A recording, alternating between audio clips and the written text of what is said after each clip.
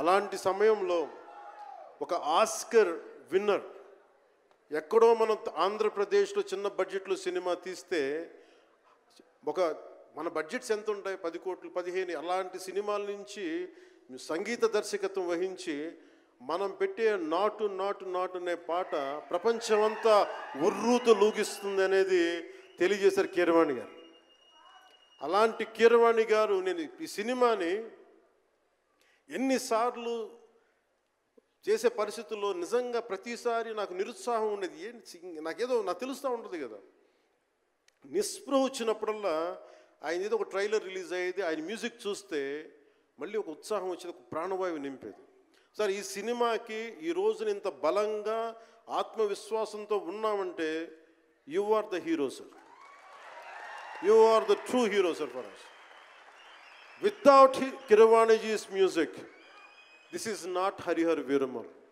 ఈరోజు హరిహర వీరమల్ బలంగా ఉంది అంటే it's only the dedication and the kind of effort he has put into the film is truly commendable and truly admirable, sir.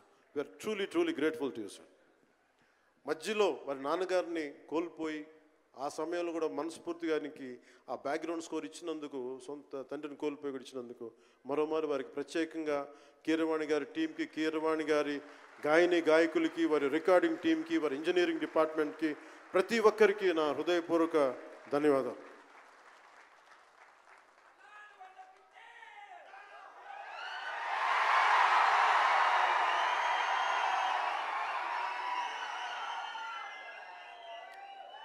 ఈ సినిమాని technicians గురించి అందరితో మాట్లాడి then will talk about cinema.